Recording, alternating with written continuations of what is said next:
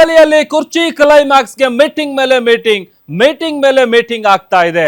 CM Siddaramaiah ಜೊತೆ ಮತ್ತೆ meeting ಅನ್ನ ಹೈಕಮಾಂಡ್ ವರಿಷ್ಠರು ಮಾಡ್ತಾ ಇದ್ದಾರೆ.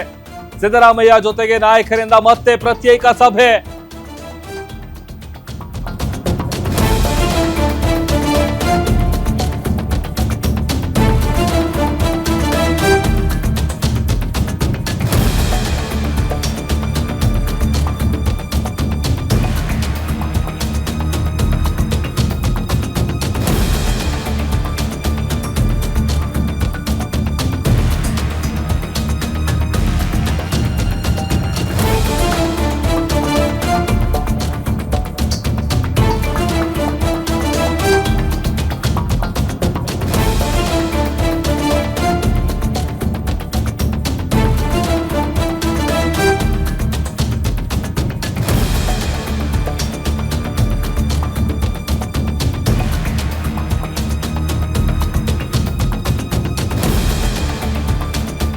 ದೆಹಲಿಯಲ್ಲಿ ಕುರ್ಚಿ ಕ್ಲೈಮ್ಯಾಕ್ಸ್ಗೆ ಮ್ಯಾರಥಾನ್ ಮೀಟಿಂಗ್ ನಡೀತಾ ಇದೆ. ಸಿಎಂ ಸಿದ್ದರಾಮಯ್ಯ ಜೊತೆ ಮತ್ತೆ ಮೀಟಿಂಗ್.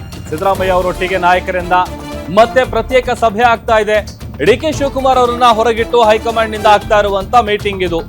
ರಾಹುಲ್, ವೇಣುಗೋಪಾಲ್, ಸುರ್ಜೇವಾಲಾ, ಖರ್ಗೆ ಸಭೆ ನಡೆಸ್ತಾ ಇದ್ದಾರೆ. ತಾರ್ಕಿಕ ಅಂತ್ಯಕ್ಕೆ ಇದನ್ನ ತರೋದಕ್ಕೆ ಹೈಕಮಾಂಡ್ ಡಿಸೈಡ್ ಮಾಡಿದೆ.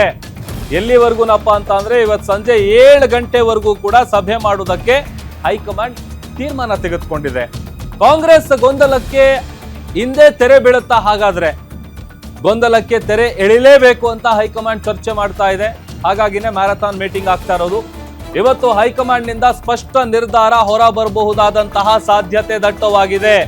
ಅಥವಾ ನಿರ್ಧಾರವನ್ನ ಒಂದಷ್ಟು ದಿನ ಕಾಯ್ದಿರಿಸಬಹುದಾದಂತಹ ಸಾಧ್ಯತೆ ಕೂಡ ದಟ್ಟವಾಗಿದೆ.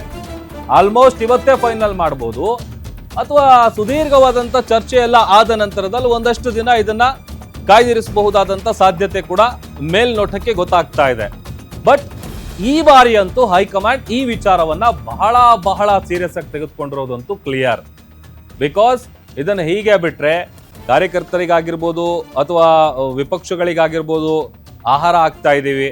ಬಿಕಾಸ್ ಇದೇ ವಿಚಾರವನ್ನ ಮುಂದಿಟ್ಕೊಂಡು ಹೇಗಾದ್ರೂ ಮಾಡಿ ಮುಂದಿನ ಅವಧಿಗೆ ಕಾಂಗ್ರೆಸ್ ಸರ್ಕಾರವನ್ನ ಕೆಳಗಿಳಿಸಬೇಕು ಅಂತೇಳಿ ಅಥವಾ ಬಿಜೆಪಿ ಪ್ಲಾನ್ ಮಾಡ್ಕೊಳ್ತಾ ಇದೆ.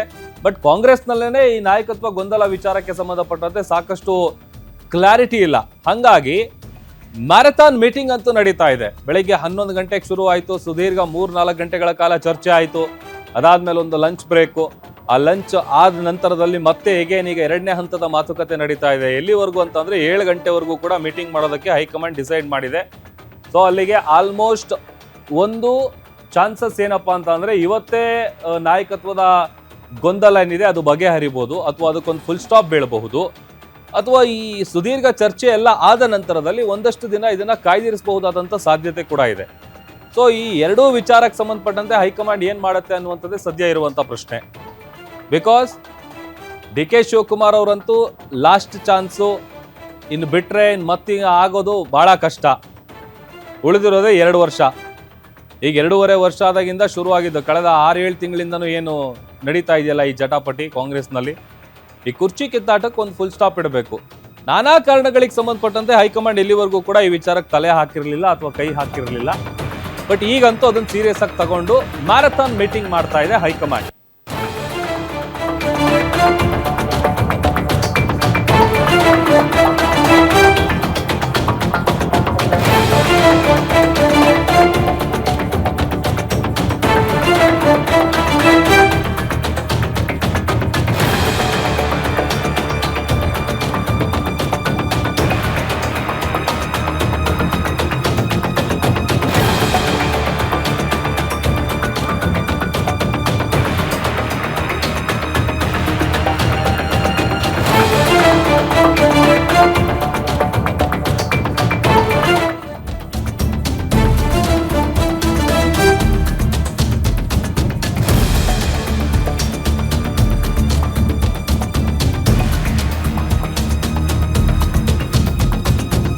ನೋಡಿ, ಇದೆಲ್ಲದರ ನಡುವೆ ದೆಹಲಿಯಲ್ಲಿ ಪವರ್ ಶೋ ಮಾಡ್ತಾ ಇದ್ದಾರಾ ಸಿದ್ದರಾಮಯ್ಯ ಅವರು.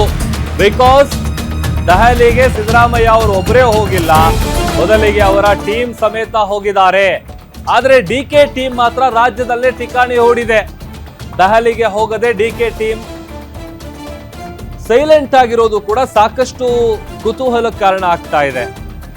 ಡಿಕೆ ಬಣ ಏನಿದೆ, ಅವ್ರು ಯಾರು ಕೂಡ ಅವ್ರ ಆಪ್ತರಲ್ಲಿ ಗುರುತಿಸಿಕೊಂಡಿರುವಂತ ನಾಯಕರು ಡೆಲ್ಲಿಗೆ ಹೋಗಿಲ್ಲ. ಇಷ್ಟು ದಿನ ಡಿ ಕೆ ಶಿವಕುಮಾರ್ ಅವರು ಸಿಎಂ ಆಗಬೇಕು, ಅವ್ರಿಗೊಂದು ಅವಕಾಶ ಸಿಗ್ಬೇಕು, ಹಾಗೇ ಆಗ್ತಾರೆ ಅಂತ ಪಟ್ಟು ಹಿಡಿದಿದ್ದಂತ ಟೀಮ್ ಇವತ್ತು ಸೈಲೆಂಟ್ ಆಗಿದೆ. ದೆಹಲಿಗೆ ಹೋಗದೆ ರಾಜ್ಯದಲ್ಲೇ ಡಿಕೆ ಟೀಮ್ ಸೈಲೆಂಟ್ ಮೋಡ್ಗೆ ಜಾರಿರೋದು. ಅತ್ತ ಸಿದ್ದರಾಮಯ್ಯ ಅವರು ಪವರ್ ಶೋ ಮಾಡ್ತಾ ಇರೋದಂತೂ ಮೇಲ್ನೋಟಕ್ಕೆ ಸ್ಪಷ್ಟವಾಗಿ ಗೊತ್ತಾಗ್ತಾ ಇದೆ.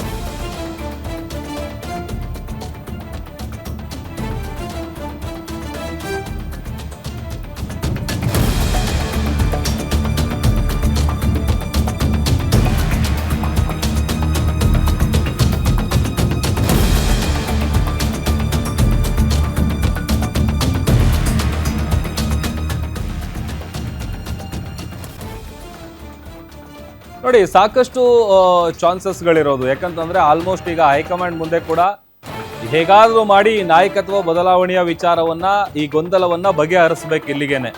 ಇದನ್ನ ಇನ್ನೂ ಒಂದಷ್ಟು ದಿನ ಜೀವಂತವಾಗಿ ಇಡ್ತಾ ಹೋದ್ರೆ ಪಕ್ಷಕ್ಕೆ ಡ್ಯಾಮೇಜ್ ಆಗೋದಂತೂ ಗ್ಯಾರಂಟಿ. ಅದರಲ್ಲೂ ಮುಂಬರುವಂತ ಚುನಾವಣೆಗಳಿಗೆ ವಿಪಕ್ಷಗಳಿಗೆ ಆಹಾರ ಆಗೋದು ಕೂಡ ಪಕ್ಕ. ಸೊ ಹಾಗಾಗಿ ಅದನ್ನೆಲ್ಲ ತಲೆಲಿಟ್ಕೊಂಡಿರುವಂತಹ ಹೈಕಮಾಂಡು ಈ ವಿಚಾರದಲ್ಲಿ ಅಳೆದು ತೂಗಿ ನಿರ್ಧಾರವನ್ನ ತೆಗೆದುಕೊಳ್ಬೇಕಾದಂತಹ ಇಕ್ಕಟ್ಟಿನ ಸನ್ನಿವೇಶದಲ್ಲಂತೂ ಸಿಗಾಕೊಂಡಿದೆ. ಕ್ಯಾಬಿನೆಟ್ ರಿಶಫಲ್ ಆಗಬೇಕು ಅಥವಾ ಮುಂಬರುವಂಥ ಚುನಾವಣೆಗಳನ್ನು ತಲೆಲಿಟ್ಕೊಂಡು ಇವಾಗ ಪಕ್ಷ ಸಂಘಟನೆ ಮಾಡಬೇಕು. ಯಾವುದೇ ಕಾರಣಕ್ಕೂ ಮತ್ತೆ ಮುಂಬರುವಂಥ ಚುನಾವಣೆಯಲ್ಲೂ ಕೂಡ ಶತಾಯಗತಾಯ ನಾವೇ ಅಧಿಕಾರದಲ್ಲಿ ಇರಬೇಕು ಅನ್ನುವಂಥ ನಿಟ್ಟಿನಲ್ಲಿ ಈಗಲಿಂದಲೇ ಪ್ರಿಪ್ರೇಷನ್ಗಳು ನಡೀತಾ ಇದೆ. ಸೊ ಹಾಗಾಗಿ ಹೈಕಮಾಂಡ್ ಈಗ ಮ್ಯಾರಥಾನ್ ಮೀಟಿಂಗ್ ಮೇಲೆ ಮೀಟಿಂಗ್ ಮಾಡ್ತಾ ಒಂದು ನಿರ್ಧಾರಕ್ಕಂತೂ ಬರ್ಬೋದಾದಂಥ ಎಲ್ಲ ಸಾಧ್ಯತೆಗಳು ಕಾಣಿಸ್ತಾ ಇದೆ.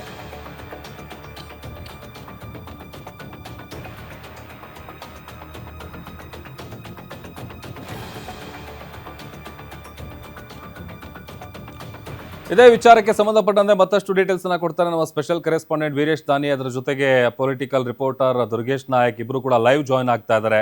ಮೊದಲಿಗೆ ವೀರೇಶ್, ಈಗ ಒಂದ್ ಕಡೆ ಬೆಳಗ್ನಿಂದ ಶುರುವಾಗಿರುವಂತ ಈ ಮ್ಯಾರಥಾನ್ ಮೀಟಿಂಗ್ ನಡೀತಾ ಇದೆಯಲ್ಲ, ಸಿದ್ದರಾಮಯ್ಯ ಅವರು ಒಂದ್ ಕಡೆ ಪವರ್ ಶೋ ಮಾಡ್ತಾ ಇರೋದು ಕ್ಲಿಯರ್ ಆಗಿ ಗೊತ್ತಾಗ್ತಾ ಇದೆ. ಸಿದ್ದರಾಮಯ್ಯ ಅವರೊಟ್ಟಿಗೆ ಪ್ರತ್ಯೇಕ ಮಾತುಕತೆ ಆಗ್ತಾ ಇದೆಯಲ್ಲ, ಆ ಮೀಟಿಂಗ್ ನ ಇನ್ಸೈಡ್ ಡೀಟೇಲ್ಸ್ ಏನು ವೀರೇಶ್? ಇದೀಗ ರಣರೋಚಕ ಟ್ವಿಸ್ಟ್ಗೆ ಕಾರಣ ಆಗ್ತಾ ಇರುವಂತದ್ದು ದೆಹಲಿಯ ಎಐಸಿಸಿಯ ಕಚೇರಿಯಲ್ಲೇ ಬೆಳಗ್ಗೆಯಿಂದನೂ ಸಹ ಮ್ಯಾರಥಾನ್ ಮೀಟಿಂಗ್ಗಳ ಮೇಲೆ ಮೀಟಿಂಗ್ಗಳು ನಡೀತಾ ಇರುವಂತದ್ದು. ಬೆಳಗ್ಗೆಯೂ ಸಹ ಸಿಎಂ ಸಿದ್ದರಾಮಯ್ಯನವರು ಹೈಕಮಾಂಡ್ ನಾಯಕರುಗಳ ಭೇಟಿಗೆ ಮತ್ತು ಅವರ ಮೀಟಿಂಗ್ಗೆ ಹೋಗೋದಕ್ಕಿಂತ ಮುಂಚಿತವಾಗಿ ಸಚಿವರುಗಳ ಜೊತೆಗೆ ಮೀಟಿಂಗ್ ಅನ್ನು ಸಹ ಮಾಡಿದ್ರು. ಬ್ರೇಕ್ಫಾಸ್ಟ್ ಮೀಟಿಂಗ್ ವೇಳೆಯಲ್ಲೂ ಸಹ ಹೈಕಮಾಂಡ್ ನಾಯಕರುಗಳ ಮುಂದೆ ಏನೆಲ್ಲ ಮಾತುಕತೆಗಳನ್ನ ಆಡಬೇಕು, ಹೈಕಮಾಂಡ್ ನಾಯಕರುಗಳ ಮುಂದೆ ಏನೆಲ್ಲ ಪಟ್ಟಣ ಇಡಬೇಕು ಅನ್ನೋದ್ರ ಬಗ್ಗೆನೂ ಸಹ ಸಿಎಂ ಸಿದ್ದರಾಮಯ್ಯನವರು ಎಲ್ಲ ರೀತಿಯಾದಂತಹ ತಂತ್ರಗಳನ್ನ ಮಾಡಿಕೊಂಡೇನೆ ಎಐಸಿಸಿ ಕಚೇರಿನ ಪ್ರವೇಶ ಮಾಡಿರುವಂತದ್ದು. ಎಐಸಿಸಿ ಕಚೇರಿನ ಪ್ರವೇಶ ಮಾಡಿದ ಬಳಿಕ ಸಿಎಂ ಸಿದ್ದರಾಮಯ್ಯನವರನ್ನ ಭೇಟಿ ಆಗೋದಕ್ಕಿಂತ ಮುಂಚಿತವಾಗಿನೇ ರಾಹುಲ್ ಗಾಂಧಿ ಮತ್ತು ಎಐಸಿಸಿ ಅಧ್ಯಕ್ಷ ಮಲ್ಲಿಕಾರ್ಜುನ್ ಖರ್ಗೆ ಮತ್ತು ಎಐಸಿಸಿ ಕಾರ್ಯದರ್ಶಿ ಆಗಿರ್ತಕ್ಕಂಥ ವೇಣುಗೋಪಾಲ್ ಮತ್ತು ರಾಜ್ಯ ಕಾಂಗ್ರೆಸ್ ಉಸ್ತುವಾರಿ ಆಗಿರ್ತಕ್ಕಂಥ ರಣದೀಪ್ ಸಿಂಗ್ ಸುರ್ಜೇವಾಲಾ ಅವರು ಸುದೀರ್ಘವಾದಂತಹ ಚರ್ಚೆಯನ್ನ ಮಾಡಿರುವಂತದ್ದು. ಇದಾದ ಬಳಿಕ ಸಿಎಂ ಸಿದ್ದರಾಮಯ್ಯನವರ ಜೊತೆಗೆ ಪ್ರತ್ಯೇಕವಾಗಿ ರಾಹುಲ್ ಗಾಂಧಿ, ಖರ್ಗೆ ಮತ್ತು ಕೆಸಿ ವೇಣುಗೋಪಾಲ್ ಅವರು ಸುದೀರ್ಘವಾದಂತಹ ಚರ್ಚೆಯನ್ನು ಸಹ ಮಾಡಿದ್ರು. ಅದಾದ ಬಳಿಕ ಡಿಸಿಎಂ ಡಿ ಕೆ ಶಿವಕುಮಾರ್ ಅವರ ಜೊತೆಗೂ ಸಹ ರಾಹುಲ್ ಗಾಂಧಿ, ಎಐಸಿಸಿ ಅಧ್ಯಕ್ಷ ಮಲ್ಲಿಕಾರ್ಜುನ್ ಖರ್ಗೆ, ವೇಣುಗೋಪಾಲ್ ಅವರು ಚರ್ಚೆಯನ್ನ ಮಾಡಿದ್ರು. ಇದಾದ ಬಳಿಕ ಸಿಎಂ ಸಿದ್ದರಾಮಯ್ಯ ಮತ್ತು ಡಿಸಿಎಂ ಡಿ ಕೆ ಶಿವಕುಮಾರ್ ಅವರು ಪ್ರತ್ಯೇಕವಾಗಿ ಚರ್ಚೆ ಮಾಡಿರುವಂತದ್ದು ಸಹ ಸಾಕಷ್ಟು ಕುತೂಹಲಕ್ಕೆ ಕಾರಣವಾಗ್ತಾ ಇರುವಂತದ್ದು. ರಾಜ್ಯದ ಅಧಿಕಾರ ಹಂಚಿಕೆ ವಿಚಾರಕ್ಕೆ ಸಂಬಂಧಿಸಿದಂತೆ ಡಿಸಿಎಂ ಡಿ ಕೆ ಶಿವಕುಮಾರ್ ಅವರು ಈಗಾಗಲೇ ಹೈಕಮಾಂಡ್ ನಾಯಕರುಗಳ ಮುಂದೆ ಪಟ್ಟಣ ಇಟ್ಟಿರುವಂತದ್ದು, ಹಕ್ಕೊತ್ತಾಯವನ್ನು ಸಹ ಮಾಡಿರುವಂತದ್ದು. ಹೀಗಾಗಿ ಹೈಕಮಾಂಡ್ ನಾಯಕರುಗಳು ಅಳೆದು ತೂಗಿ ರಾಜ್ಯದ ವಿಚಾರದಲ್ಲಿ, ರಾಜ್ಯದ ಮುಂದಿನ ಕಾಂಗ್ರೆಸ್ ಭವಿಷ್ಯದ ವಿಚಾರಕ್ಕೆ ಸಂಬಂಧಿಸಿದಂತೆ ಎಲ್ಲ ರೀತಿಯಾದಂತಹ ನಿರ್ಧಾರಗಳನ್ನು ಸಹ ಮಾಡ್ತಾ ಇರುವಂತದ್ದು. ಸತತವಾಗಿ 5 ರಿಂದ 6 ಗಂಟೆಗಳ ಕಾಲ ಸುದೀರ್ಘವಾದಂತಹ ಮೀಟಿಂಗ್ ಆಗಿರುವಂತದ್ದು. ಹೀಗಾಗಿ ರಾಜ್ಯ ಕಾಂಗ್ರೆಸ್ನ ವಿಚಾರಕ್ಕೆ ಸಂಬಂಧಿಸಿದ ಇಲ್ಲಿನ ಬಿಕ್ಕಟ್ಟಾಗಿರ್ಬೋದು, ಗೊಂದಲಗಳಿಗೆ ಒಂದು ತೆರೆ ಎಳೆಯಲೇಬೇಕಾದಂತಹ ಅನಿವಾರ್ಯತೆ ಕಾಂಗ್ರೆಸ್ ಹೈಕಮಾಂಡ್ಗೆ ಆಗಿರುವಂತದ್ದು. ಯಾಕಂತಂದ್ರೆ ಒಂದ್ ಕಡೆ ಈಗಾಗಲೇ ಆಡಳಿತ ಯಂತ್ರ ಕುಸಿತಾ ಇದೆ ಅನ್ನೋ ಒಂದು ಮಾತುಗಳು ಸಹ ಕೇಳಿ ಬರ್ತಾ ಇರುವಂತದ್ದು ಮತ್ತು ಪಕ್ಷದ ನಾಯಕರುಗಳೇ ಬಹಿರಂಗವಾಗಿ ಮಾತನಾಡ್ತಾ ಇರುವಂತದ್ದು. ಈ ಗೊಂದಲಗಳಿಗೆ ಒಂದು ತೆರೆ ಎಳೆಯಲೇಬೇಕು, ಅದು ಅನಿವಾರ್ಯ ಅನ್ನೋ ಒಂದು ಬಹಿರಂಗವಾದಂತಹ ಮಾತುಗಳನ್ನ ಹೇಳ್ತಾ ಇರುವಂತದ್ದು. ಈ ಎಲ್ಲ ವಿಚಾರಗಳನ್ನೇ ಗಮನದಲ್ಲಿ ಇಟ್ಕೊಂಡು ಈಗಾಗಲೇ ಎಐಸಿಸಿದಲ್ಲಿನೇ ಈ ರೀತಿಯಾದಂತಹ ಚರ್ಚೆ ಆಗ್ತಾ ಇರುವಂತದ್ದು. ಸಿಎಂ ಸಿದ್ದರಾಮಯ್ಯನವರ ಜೊತೆಗೆ ಅವರನ್ನ ಬದಲಾವಣೆ ಮಾಡೋದಾದ್ರೆ ಡಿಸಿಎಂ ಡಿಕೆ ಶಿವಕುಮಾರ್ ಅವರಿಗೆ ಪಟ್ಟವನ್ನ ಕಟ್ಟೋದಾದ್ರೆ ಏನೆಲ್ಲ ಚರ್ಚೆಗಳಾಗಬೇಕು, ಯಾವ ರೀತಿಯಾದಂತಹ ಸಿದ್ಧತೆಗಳನ್ನ ಮಾಡ್ಕೋಬೇಕು ಮತ್ತು ಆ ಪಕ್ಷದ ಒಳಗಡೆ ಏನೆಲ್ಲ ಬದಲಾವಣೆಗಳು ಆಗ್ಬೇಕು ಅನ್ನೋ ನಿಟ್ಟಿನಲ್ಲೂ ಸಹ ಎಐಸಿಸಿ ಮಟ್ಟದಲ್ಲಿ ಇವತ್ತು ಚರ್ಚೆ ಆಗಿರುವಂತದ್ದು. ಯಾಕಂತಂದ್ರೆ ಸಿಎಂ ಸಿದ್ದರಾಮಯ್ಯನವ್ರನ್ನ ಏಕಾಏಕಿಯಾಗಿ ಸಿಎಂ ಸ್ಥಾನದಿಂದ ಕೆಳಗಿಳಿಸ್ಲಿಕ್ಕೆ ಸಾಧ್ಯನೇ ಇಲ್ಲ ಅಂತ ಹೇಳ್ಬೋದು. ಅದೇ ರೀತಿಯಾಗಿ ಡಿಸಿಎಂ ಡಿಕೆ ಶಿವಕುಮಾರ್ ಅವರನ್ನು ಸಹ ನೆಗ್ಲೆಕ್ಟ್ ಮಾಡ್ಲಿಕ್ಕೆ ಕಾರಣ ಇಲ್ಲ ಅಂತ ಹೇಳ್ಬೋದು. ಯಾಕಂತಂದ್ರೆ ಮುಂದಿನ ಚುನಾವಣೆಗಳ ಭವಿಷ್ಯವನ್ನ ಇಟ್ಕೊಂಡು ನೋಡೋದಾದ್ರೆ ಡಿಸಿಎಂ ಡಿಕೆ ಶಿವಕುಮಾರ್ ಅವರು ಸಹ ಪಕ್ಷಕ್ಕೆ ಸಾಕಷ್ಟು ಅನಿವಾರ್ಯ ಆಗಿರುವಂತದ್ದು.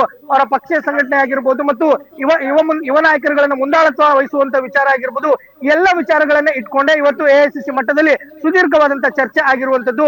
ಎಐಸಿಸಿ ಮಟ್ಟದಲ್ಲಿ ಇವತ್ತೇ ಈ ವಿಚಾರಕ್ಕೆ ಸಂಬಂಧಿಸಿದಂತೆ ಒಂದು ಸಂದೇಶ ರಾಜ್ಯ ನಾಯಕರುಗಳಿಗೆ ರವಾನೆ ಆಗುವಂತ ಸಾಧ್ಯತೆಗೂ ಸಹ ದಟ್ಟವಾಗಿರುವಂತದ್ದು. ಇನ್ನೊಂದು ಕಡೆ ಇಬ್ಬರು ನಾಯಕರುಗಳ ವಾದ ಮತ್ತು ಪ್ರತಿವಾದವನ್ನು ಸಹ ಆಲಿಸಿ ಕೆಲ ದಿನಗಳ ಕಾಲ ಕಾದು ನೋಡುವ ತಂತ್ರಕ್ಕೆ ಹೈಕಮಾಂಡ್ ಮೊರೆ ಹೋಗುವಂತ ಸಾಧ್ಯತೆಗಳು ಸಹ ದಟ್ಟವಾಗಿರುವಂತದ್ದು. ಹೀಗಾಗಿ ಇವತ್ತು ಬಹುತೇಕವಾಗಿ ರಾಜ್ಯ ಕಾಂಗ್ರೆಸ್ನ ಅಧಿಕಾರ ಹಂಚಿಕೆ ಮತ್ತು ನಾಯಕತ್ವ ಬದಲಾವಣೆ ವಿಚಾರಕ್ಕೆ ಒಂದು ಕ್ಲೈಮ್ಯಾಕ್ಸ್ ಬಹುತೇಕವಾಗಿ ಸಿಗುವಂತ ಸಾಧ್ಯತೆಗಳು ದಟ್ಟವಾಗಿರುವಂತದ್ದು. ಪ್ರಭು. ಓಕೆ ವೀರೇಶ್, ಹಾಗೇರಿ ನಾನು ಮಾತನಾಡಿಸ್ತೀನಿ. ದುರ್ಗೇಶ್, ಮತ್ತೊಂದು ಕಡೆ ಇಲ್ಲಿ ಇನ್ನೊಂದು ಇಂಟ್ರೆಸ್ಟಿಂಗ್ ವಿಚಾರ ಏನಪ್ಪಾ ಅಂತಂದ್ರೆ, ಇಷ್ಟು ದಿವಸ ಡಿ ಕೆ ಶಿವಕುಮಾರ್ ಅವರು ಸಿಎಂ ಆಗಬೇಕು ಅವ್ರಿಗೊಂದು ಚಾನ್ಸ್ ಸಿಗುತ್ತೆ ಅಂತ ಹೇಳ್ತಾ ಇದ್ದಂತಹ, ಅವ್ರ ಪರವಾಗಿ ಬ್ಯಾಟ್ ಬೀಸ್ತಾ ಇದ್ದಂತ ಯಾವುದೇ ಲೀಡರ್ಸ್ಗಳು ಕೂಡ ಡೆಲ್ಲಿಗೆ ಹೋಗಿಲ್ಲ. ಬಟ್ ಸಿದ್ದರಾಮಯ್ಯ ಅವರು ತಮ್ಮ ಟೀಮ್ ಜೊತೆಗೆ ಹೋಗಿರೋದು, ಅಲ್ಲಿ ಶಕ್ತಿ ಪ್ರದರ್ಶನ ಮಾಡ್ತಾ ಇದ್ದಾರೆ ಅನ್ನುವಂಥದ್ದು ಕ್ಲಿಯರ್ ಆಗಿ ಗೊತ್ತಾಗ್ತಾ ಇದೆ.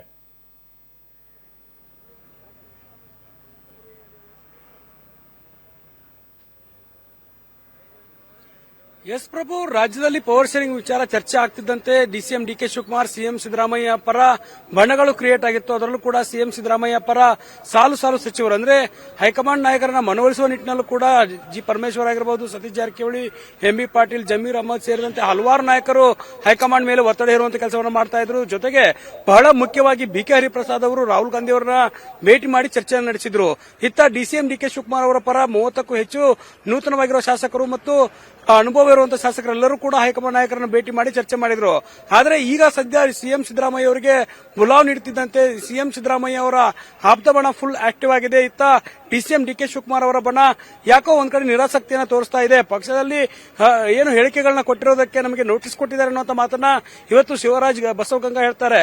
ಹೀಗಾಗಿ ಅವ್ರು ಹೇಳಿರುವಂತಹ ಹೇಳಿಕೆ ಒಂದ್ ಕಡೆ ಆದ್ರೆ, ಇಕ್ಬಾಲ್ ಹುಸೇನ್ ಅವರು ಕೂಡ ಮೌನಕ್ಷನಾಗಿದ್ದಾರೆ. ಮಾಗಡಿ ಬಾಲಕೃಷ್ಣ ಅವರು ಕೂಡ ಸೈಲೆಂಟ್ ಆಗಿರುವಂತದ್ದು. ಒಂದಿಷ್ಟು ಮಾಧ್ಯಮಗಳಿಗೆ ಹೇಳಿಕೆ ಕೊಟ್ಟರು ಕೂಡ ಮಾಗಡಿ ಬಾಲಕೃಷ್ಣ ಅವರು ಕೂಡ ಸಿಎಂ ಬದಲಾವಣೆ ಡಿಕೆ ಶಿವಕುಮಾರ್ ಅವರ ನೆಕ್ಸ್ಟ್ ಆಪ್ಷನ್ ಅನ್ನುವಂತ ಮಾತನ್ನ ಅಷ್ಟೇ ಹೇಳಿದ್ರೆ, ಹೈಕಮಾಂಡ್ ಮಟ್ಟದಲ್ಲಿ ಯಾವ ರೀತಿಯ ಒತ್ತಡವನ್ನು ಹೇರಬೇಕು ಮತ್ತೆ ಮುಂದಿನ ದಿನಗಳಲ್ಲಿ ಯಾವ ರೀತಿ ಇದನ್ನು ತೆಗೆದುಕೊಂಡು ಹೋಗಬೇಕು ಅನ್ನೋ ನಿಟ್ಟಿನಲ್ಲಿ ಸಾಲು ಡಿನ್ನರ್ ಮೀಟಿಂಗ್ ಗಳನ್ನ ಮಾಡ್ತಿದ್ದ ನಾಯಕರು ಸೈಲೆಂಟ್ ಆಗಿರೋದಕ್ಕೆ ಒಂದಿಷ್ಟು ಅನುಮಾನ ಕೂಡ ವ್ಯಕ್ತವಾಗ್ತಾ ಇದೆ.